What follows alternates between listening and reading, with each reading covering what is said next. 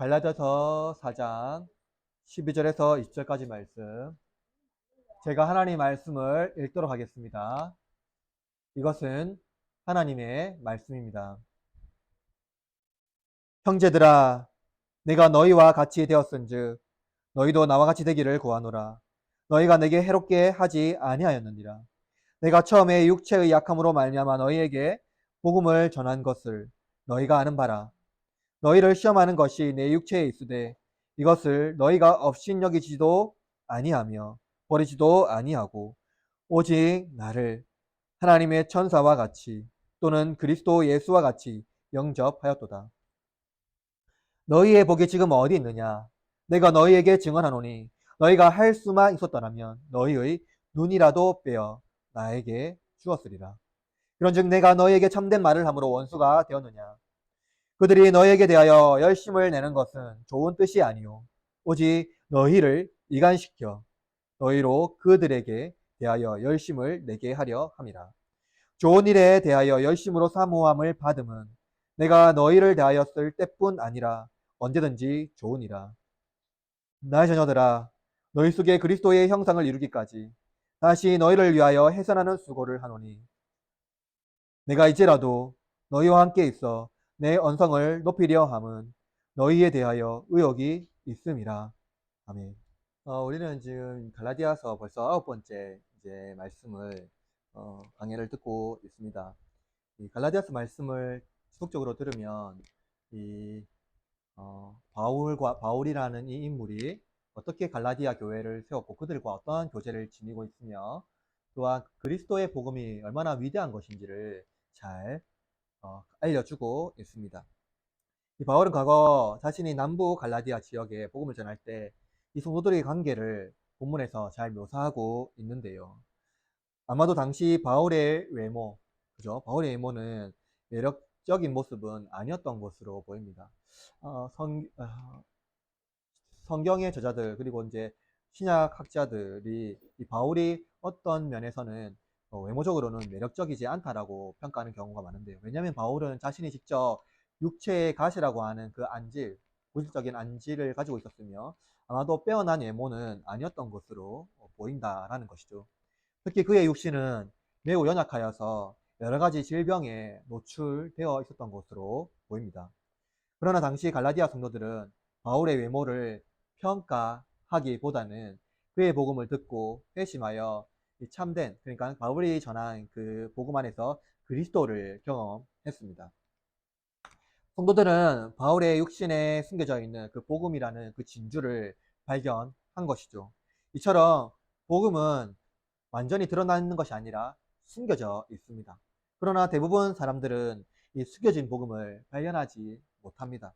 그것은 매력적이지 않고 사람들이 좋아할 만한 가치로 평가되지 않기 때문입니다. 사람들은 매력적인 것을 좋아합니다.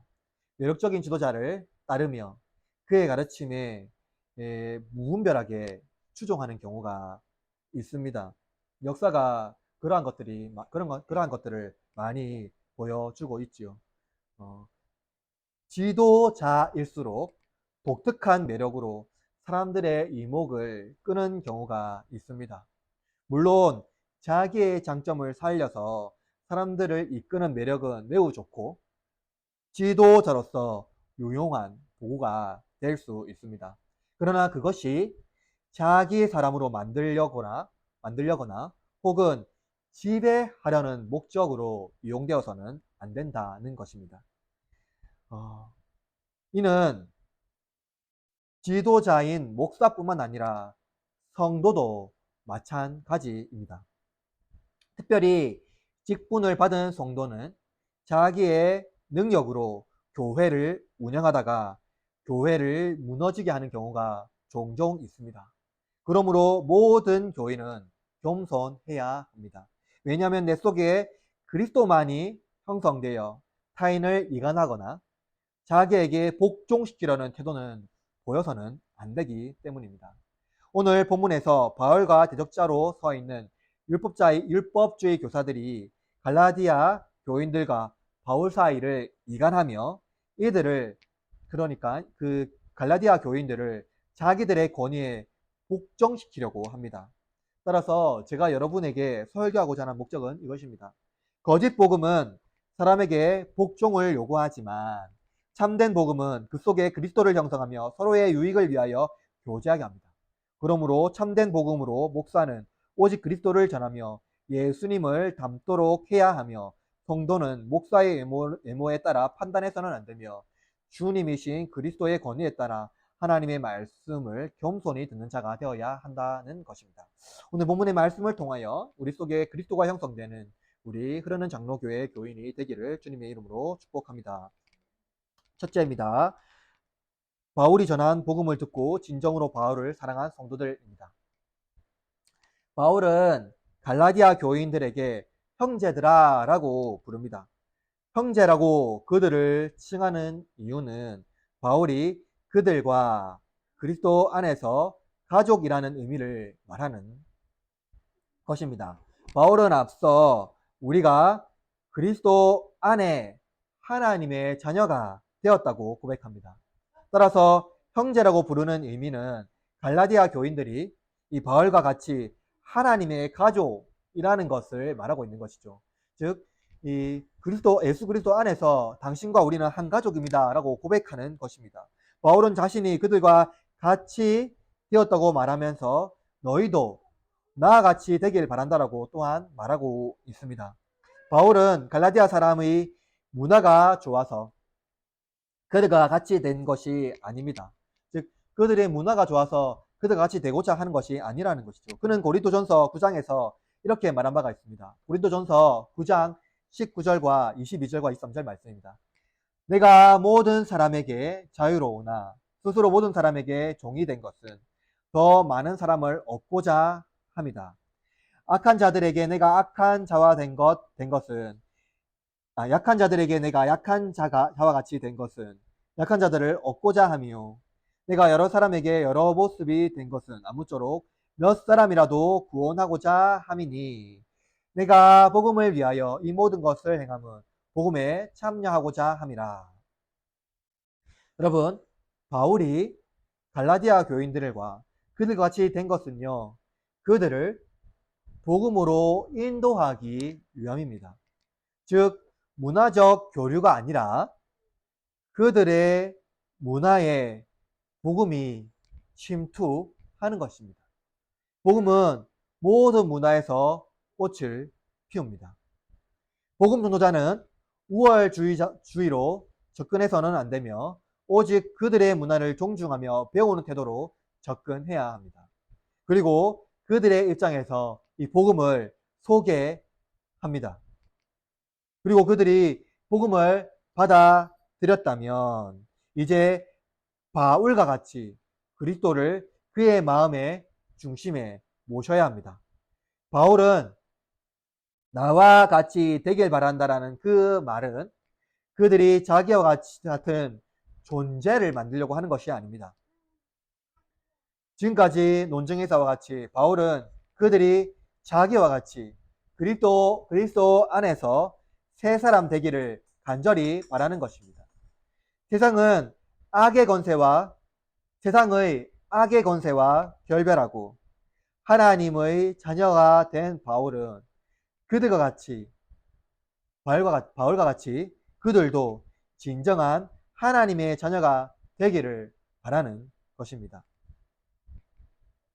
바울은 그들에게 너희가 내게 해롭게 하지 아니하였느니라 라고 말씀합니다. 그들은 진정으로 바울을 사랑했습니다. 바울이 전한 복음으로 변화되어 외적으로 매력 없는 바울을 진정으로 하나님의 사역자로 섬겼던 것입니다.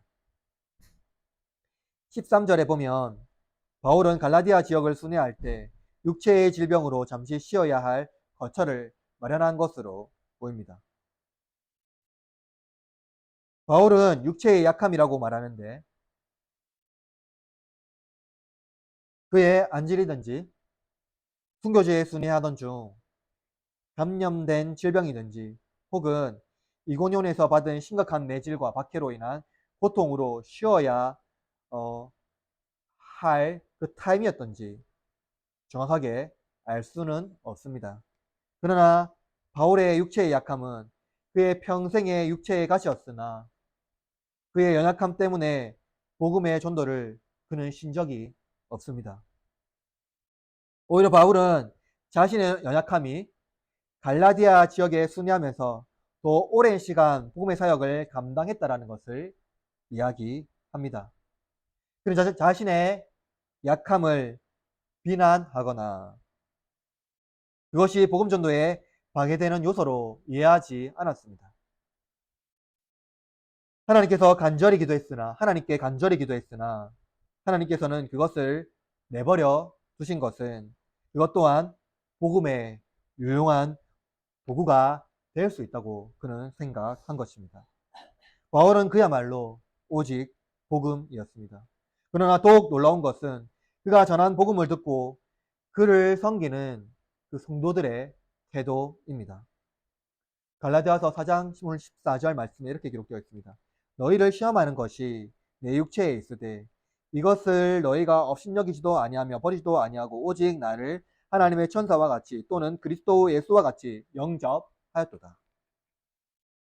본문에 보면 바울은 자신의 연약한 육체가 그들이 시험하는 것이라 말합니다. 만약 갈라디아 교인들이 세상적 기준으로 바울을 평가했다면 그 존재를 멸시할 만큼 비천한 인간으로 볼 수 있었을 것입니다. 그런 외적으로 전혀 매력적인 요소가 없었기 때문이지요. 그러나 그들은 바울을 경멸하거나 무시하지 않았습니다. 이는 먼저 바울이 갈라디아인의 마음에 환심을 사려는 기만적 행동을 하지 않았다는 것으로 이해해야 합니다. 바울은 한순간도 그들의 마음을 사기 위하여 또는 한심을 사기 위하여 어떤 기만적인 행동을 하지 않았다는 것입니다.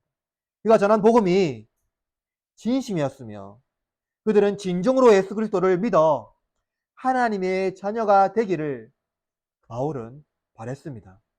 바울 안에 있는 복음의 진주는 고귀한 보석과 같이 빛났고 그들은 바울이 자신을 꾸미거나 혹은 자신의 매력을 드높이기 위한 기만적 행동을 하지 않았다는 것. 그리고 그 바울의 내면을 그들은 알 수 있었다는 것을 알고 있기 때문에 바울의 말에 바울을 사랑했다라는 것을 알 수가 있습니다. 사람은 그 내면을 꿰뚫어 보지는 못하지만 적어도 그 행동을 통해서 그 사람이 진심인지 아닌지는 어느 정도 알 수 있습니다. 그들은 바울을 하나님의 천사와 같이 또한 그리스도의 대리자와 같이 여겼습니다. 갈라디아인들은 복음의 믿음으로 반응했으며 바울이 전한 복음을 하나님께서 그들에게 말씀하신 구원의 음성으로 들은 것입니다. 바울은 사람으로 할 수 없는 놀라운 변화에 대하여 진술하며 그것이 복이라고 말씀합니다. 갈라디아서 오늘 본문 15절 말씀 같이 한번 읽어볼까요? 15절 시작. 어디 있느냐? 내가 너희에게 증언하노니 너희가 할 수만 있었더라면 너희의 눈이라도 빼어 나에게 주었으리라. 바울이 전한 복음을 들은 갈라디아 교인은 타인이었던 바울에 대하여 애정이 남달랐습니다. 그들은 육체의 가시로였던 바울의 안지를 자신의 고통으로 여기고 바울의 유익을 위하여 기꺼이 자신의 것을 내어 놓겠다고 고백한 것이죠. 바울은 이것이 그들의 복이라고 말합니다. 왜 이것이 복입니까? 복음은 육체의 고난을 가볍게 여기며 오히려 영원한 파멸을 두렵게 합니다. 그러나 육체의 고난을 애통해 합니다. 타인의 고난을 가볍게 여기지 않습니다. 그들은 바울과 함께 있을 때 기뻐했으며 복음의 놀라운 능력을 경험했습니다. 그리고 바울의 육체의 가시와 그 고난을 그들의 고난과 같이 애통해하며 아파했다라는 것입니다. 바울의 복음의 사역을 위하여 그것이 유익하다면 기꺼이 자신의 것을 내어줌으로 말미암아 이 복음의 사역에 동참하겠다라는 그 고백을 한 것이죠. 바울의 전한 복음은 인간의 내면을 변화시켜 그리스도를 향하게 합니다. 둘째로 바울이 전한 복음을 이간시켜 바울과 원수되게 하는 거짓 전도자.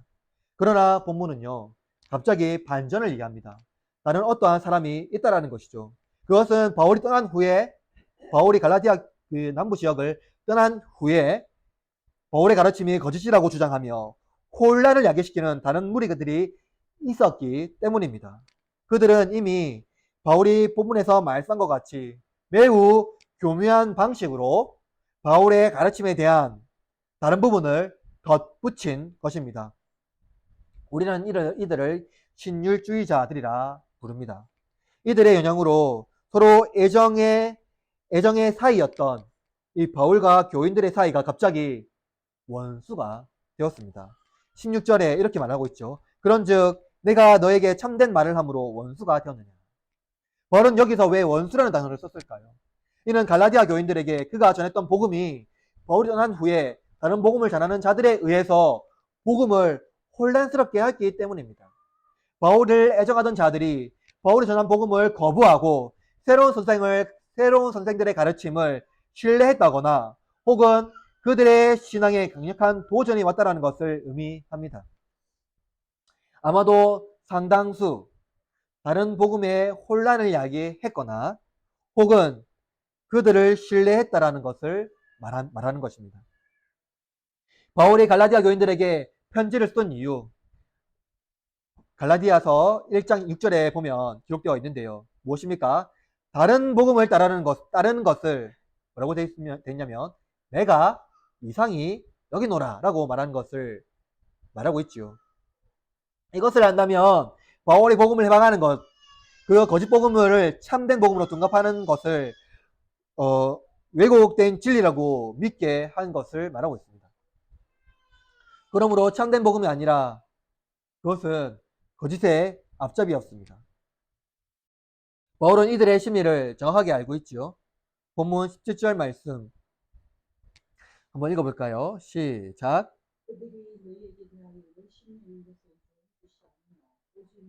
이간시켜 너희로 그들에게 대하여 열심을 내게 하려 함이나.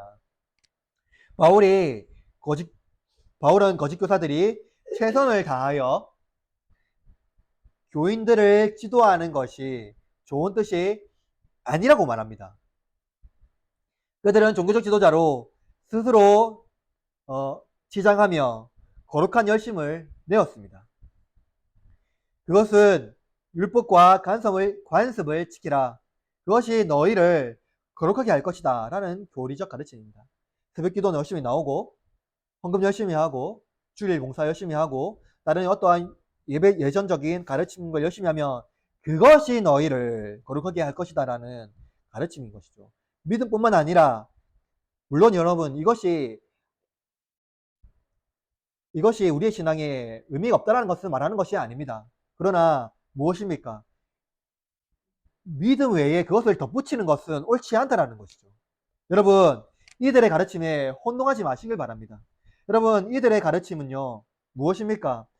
믿음뿐만 아니라 선한 삶도 필요하다는 것이죠. 사실은 여러분 맞습니다.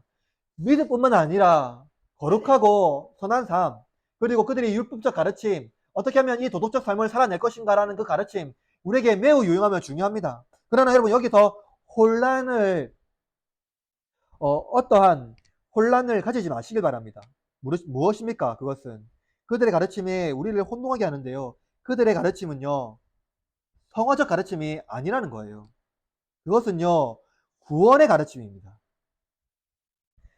이들의 가르침은요 설득력이 있습니다. 왜냐하면 지금까지 우리가 살펴본 바로 율법과 간섭은요 유대인 삶의 일부였으며 그것은 나쁜 것이 아니라 좋은 것이기 때문입니다. 그것은 우리의 삶에 꼭 필요한 것입니다. 그러나 그것은 무엇입니까? 하나님께서 그들에게 이 율법을 준 것은요 인류를 보호하기 위해서 주신 것이지 구원을 위하여 주신 것이 아니라는 것입니다. 더욱이 이들의 목적은 무엇입니까? 바울과 그들을 일관시켜 자신들의 권위를 드높이고자 한 것입니다.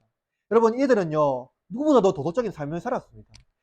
율법적인 삶을 살았습니다. 어떻게 보면 흠이 없는 삶을 살았다고 할 수가 있습니다. 그러나 여러분, 그것이 그들의 구원을 보증한다라고 하는 그 가르침은 잘못된 가르침이라는 거죠.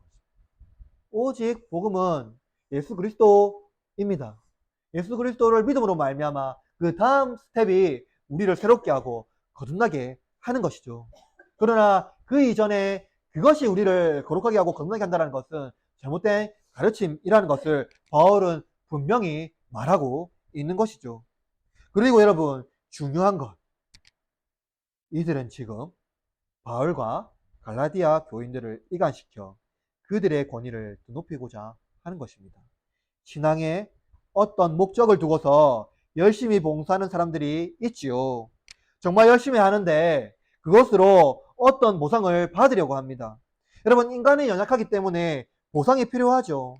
감사와 칭찬, 그것은 힘과 용기를 줍니다. 감사와 칭찬이 메말라 버리면 우리는 시들어 힘을 상실하게 됩니다. 그러나 자신의 권위를 드높여 추종자를 만들려는 자들의 열심은요, 공동체를 파괴합니다. 이들의 목적은요, 갈라디아 교인들을 그들에게 그리스도께 예수님께 인도하려는 것이 아니라 자기 사람을 만들어 복종하게 하려는 것입니다.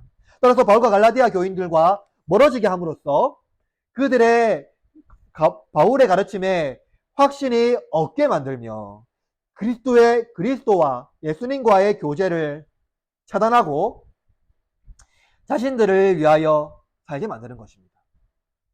이들은 갈라디아 교인들이 그들에게 집중하게 만들어서 마음을 얻으려 할 것입니다.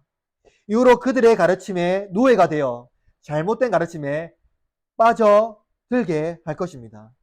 그러나 예수님은요, 이러한 자들과 전혀 타협하지 않으셨으며 그들이 어떠한 존재인지 말씀한 바가 있습니다. 마태복음 23장 15절에 보면 이런 말씀이 있는데요. 화에 있을진저 외식하는 서기관들과 바리새인들이여, 너희는 교인 한 사람을 얻기 위하여 바다와 육지를 두루 다니다가 생기면 너희보다 배나 더 지옥 자식이 되게 하란도다. 예수님 말씀을 들으십시오. 그것은 그들의 열심이 모든 악을 형성하는 수단이 되었다고 말합니다. 그들은 열심히 되어서 자신의 사람을 만들려고 하나 교인 한 사람을 더 얻으려고 하지만 결국 지옥의 자식이 되게 한다고 말합니다.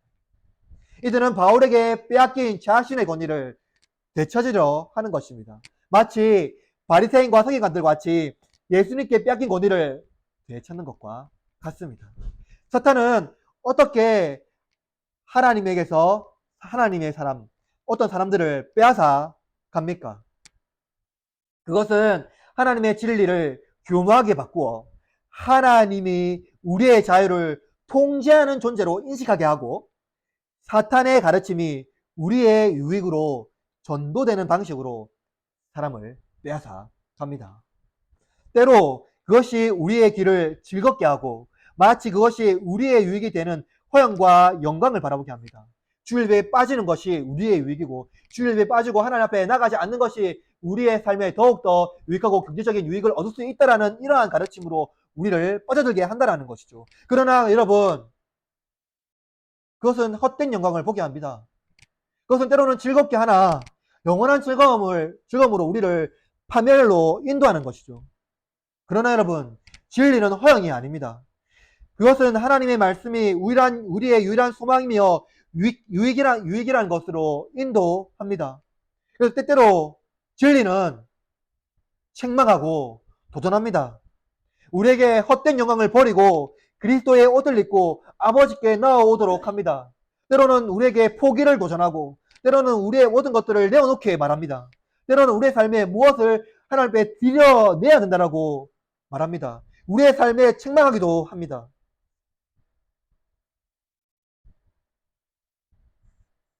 그래서 복음은 우리를 치장하고 우리의 화려한 옷으로 입고 있는 모든 것들을 던져버리고 정결하고 더러움이 없는 경건한 옷으로 다시 입게 합니다. 따라서 때때로 우리는 하나님의 사자를 통하여 우리에게 책망하는 말씀을 겸허히 들어야 합니다. 바울은 때로는 엄하게 교인들을 꾸짖습니다. 그러나 그 속에 간사한 것이 없으며 거짓이 없습니다. 바울의 목적은 무엇입니까? 자신의 권위를 드높이는 것이 아니라 오직 그리스도께서 우리의 구주로 시인하고 그 앞으로 우리를 인도함을 받도록 하는 것이기 때문입니다. 여기서 우리는 바울의 동기와 거짓 교사들의 동기가 다르다는 것을 알 수 있습니다. 바울은 그들과 경쟁 의식을 느끼지 않습니다. 그들과 어떠한 경쟁을 하려고 생각하지도 않습니다. 바울이 전하는 복음을 전하는 자들이 있었다면 바울은 그들을 격려하고 동역자로서 기꺼이 자신의 일군 교회를 그들에게 넘겨줄 것입니다. 만약 그들이 진정한 복음을 전했다면 말입니다. 왜냐하면 바울은 자기 교회를 세우는 것이 아니라 주님의 교회를 세우며 많은 사람들을 그리스도로 알게 하는 그 사역만으로 충분했기 때문입니다. 그러므로 목사는 자기의 중재를 세우려고 해서는 결코 안 됩니다.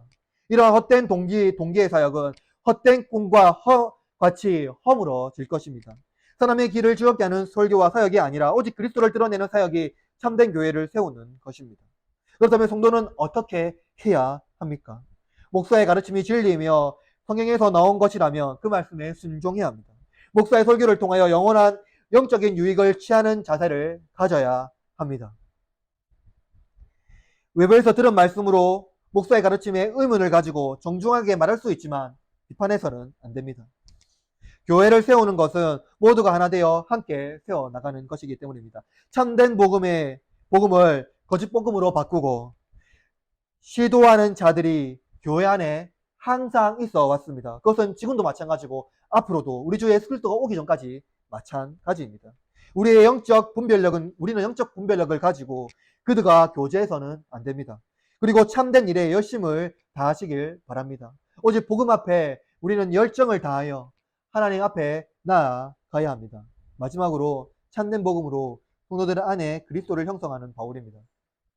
거짓 교사들의 열심은 헛된 영광이며 좋은 뜻이 아니라는 것을 알 수 있습니다. 왜냐하면 그 방식 자체가 불순한 동기에서 비롯된 것이기 때문입니다.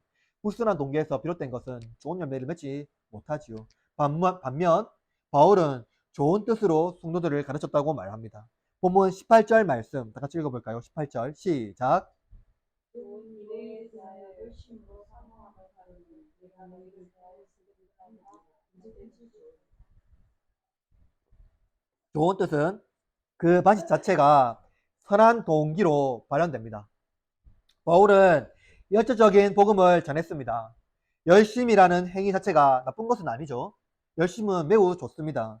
바울 자신도 열정을 다하여 복음을 전했고 모두가 열정적인 복음 전도자가 되기를 바랬습니다. 그러나 이 열정이 인간의 도덕적이고 윤리적인 노력이 하나님의 완전한 기준을 만족시킬 수 있다라는 그 거짓의 열심을 내게 될까봐 바울은 염려했습니다. 사람의 최선의 삶과 열심이 자기의 만족을 위하여 굽어진다면 결국 자기에게 실망하거나 혹은 교만이 그의 삶을 값진 진주로 만들지 못하고 썩은 사과 같이 버려지게 될 것입니다. 그러므로 사람은 자신의 존재의 의미를 찾기 위해서 열심을 다해야 됩니다. 그 존재의 의미를 결국 하나님 앞에서 발견해야 되고 하나님을 발견하기 위해서 하나님의 형상이신 그리스도의 인도함을 받아야 합니다. 여러분 지금까지 바울은 인간의 도덕과 윤리적 행동으로 하나님의 의를 만족시킬 수 없다라고 말씀하였습니다. 그것은 인간의 존재의 의미가 자신에게 있지 않다라는 것입니다. 내가 열심을 다할 때에 나의 존재의 의미가 발견되는 것이 아니라는 것입니다. 인간의 선한 일을 하기 위해서 그 동기 자체가 선해야 한다는 것이죠.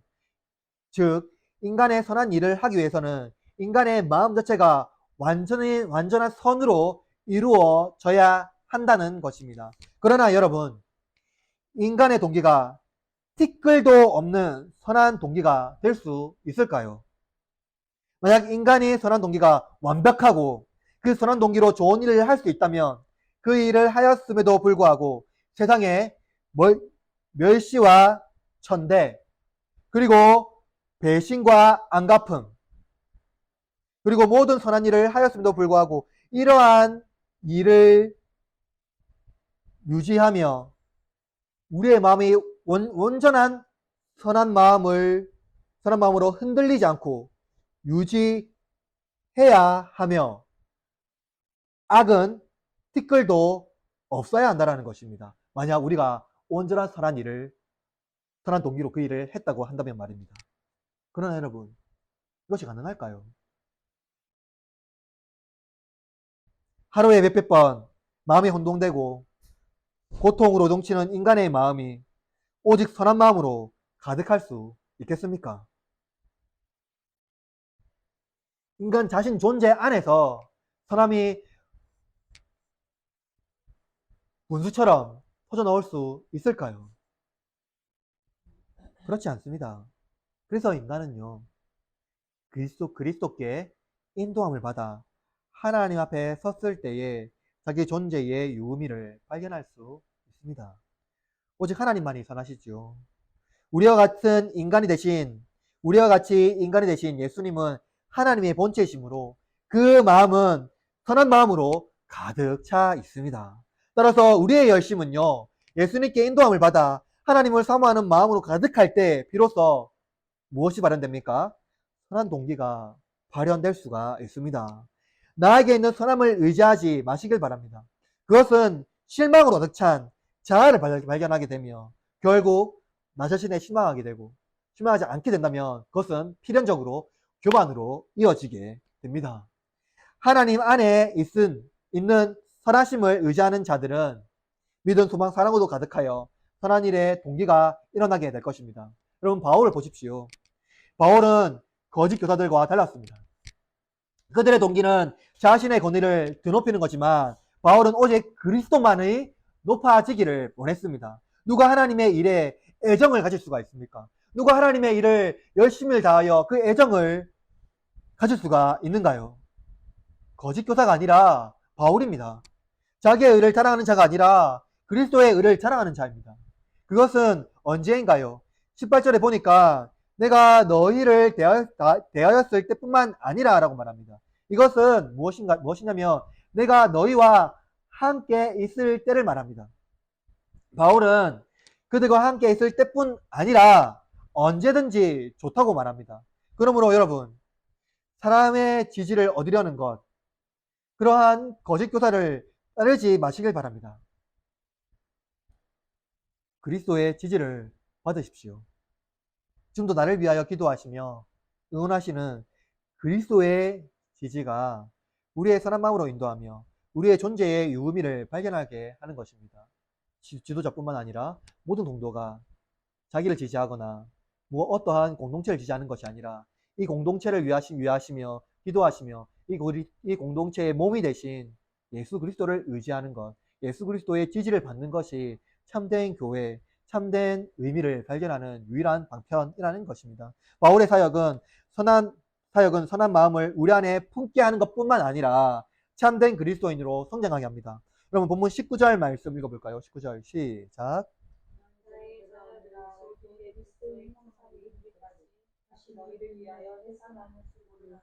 여러분, 바울의 언어가요, 갑자기 부모의 언어로 변화됩니다. 무엇이라고 부릅니까? 나의 자녀들아. 바울은 지금 갈라디아 교인들을 그의 자녀라고 부릅니다. 그는 그들을 하나님의 자녀로 칭하였으나 지금은 자신의 자녀로 부르고 그들을 위하여 해산의 수고를 낳았다고 말합니다. 여러분, 해산의 수고, 그것은 무엇입니까? 단지 아이를 낳는 것만으로 끝나는 것입니까? 아닙니다. 아이를 낳기 위하여 품속에 10달이 나는 시간 동안 그 아이를 몸에 품고 있어야 됩니다. 낳는다고 끝나는 것입니까? 그 아이가 성장할 때까지 어미는 젖을 먹이며 그 아이의 품속에서 그 아이가 성장하기까지 양육해야 합니다. 이들 중에는 거짓 교사의 가르침을 따라 바울과 원수가 된 자들도 아마 있을 것입니다. 바울이 가르쳤던 자들, 그렇게 애정했던 자들이 원수가 된 사람들도 있습니다. 그러나 바울은 무엇이라고 말합니까? 그렇게 바울을 배척했던 그 자들도 바울은요, 외면하지 않고 자기 자녀라고 부릅니다. 왜 그렇습니까? 그가 그들에게 복음을 전했고 그 복음으로 그들이 중생하고 새 사람이 되었음을 확신했기 때문입니다. 참된 목자는 자신을 반대하고 원수된 자들을 멸시하거나 견멸하는 태도로 취하지 않고 애정하는 마음으로 그들을 바라봅니다. 바울이 갈망하는 것은 무엇입니까? 그 속에 그리스도의 형상을 이루는 것입니다. 그리스도의 형상을 이루는 것, 그것이 목사의 가업이자 성도들이 지속적으로 살아내야 할, 그리고 실천해야 할 목표입니다. 그리스도의 형상을 이루는 것, 그것은 개인의 성취의 가업이 아닙니다. 그거는 교회 공동체가 지속적으로 이루어야 할 가업입니다. 교회가 그리스도의 형상을 이루는 가장 가시적인 방법은 또한 성찬인데요. 그것은 그리스도의 몸과 피를 우리 몸에 받아들이고 우리 몸에 영적으로 임재할 때에 우리는 충만한 그리스도의 형상을 입습니다. 성찬은 그리스도를 시인하고 악의 권세를 멸시하며 그리스도의 옷을 입는 자들이 함께 참여하며 그리스도의 충만한 분량에 이르는 그 떡과 잔을 받는 것입니다. 이처럼 세례를 받고 성찬에 참여하는 자들은 그리스도의 형상을 얻기 위하여 자신의 삶의 변화를 날마다 일구어 갑니다. 특히 그리스도의 형상을 이룬다 혹은 담는다라는 이 의미의 가장 핵심적인 것은 교제와 참여입니다. 우리는 그리스도와 교제를 통하여 그의 교제하며 그분을 닮아 갑니다. 성찬에 참여함으로 그분에게 주신 유익이 무엇인지 알고 종말의 신앙에 참여합니다. 그리스도의 가르침이 우리 이생의 악목과 육신의 자랑을 덮고 있는 새로운 안목을 제거하고 그리스도를 사랑하고 하나님을 사랑하고 이웃을 사랑하는 새로운 새로운 눈으로 우리들을 보게 합니다. 그것이 참된 가르침이며 우리 속에서 열망하는 하나님 나라를 지향하는 삶에 살게 한다는 것입니다.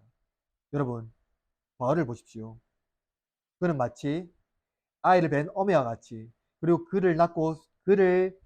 그가 낳고 성장시키기 위하여 자신의 몸으로 아이를 품어 꽃 피울 때까지 거름이 되기를 마다하지 아니하는 어미의 마음으로 성도를 위하여 해산의 수고를 마다하지 않았고 또한 그 수고를 지금도 끊지 않겠다라고 말합니다.